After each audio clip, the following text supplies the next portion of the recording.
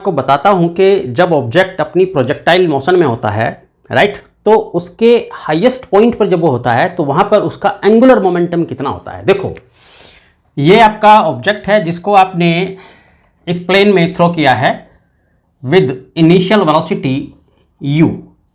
ये u velocity से आपने थ्रो किया at some angle theta from the ground, right.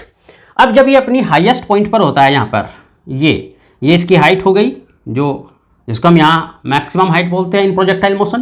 तो यहाँ पर इसका जो वेलोसिटी होता है वो सिर्फ हॉरिजॉन्टल वेलोसिटी होता है, यानी इसका जो vx होगा वो ux के इक्वल होगा u cos थीटा। ये बात आप बहुत अच्छे से जानते हो।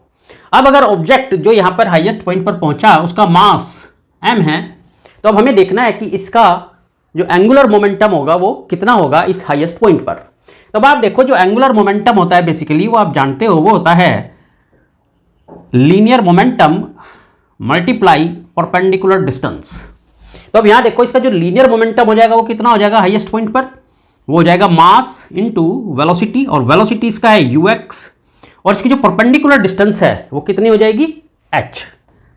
तो यानी जो लीनियर मोमेंटम, तो इसका मतलब ये हुआ कि इसका जो एंगुलर मोमेंटम हो गया वो कितना हो जाएगा L equal to m u cos theta multiply h।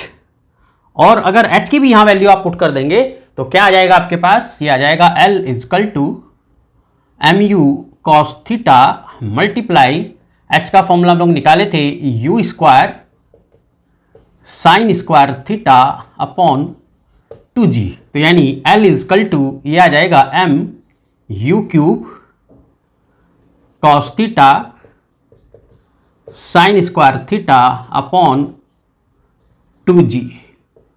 तो ये इसकी पूरी कंसेप्ट थी, angular momentum at the highest point in projectile motion. कोई डाउट हो तो कमेंट करके जरूर बताना।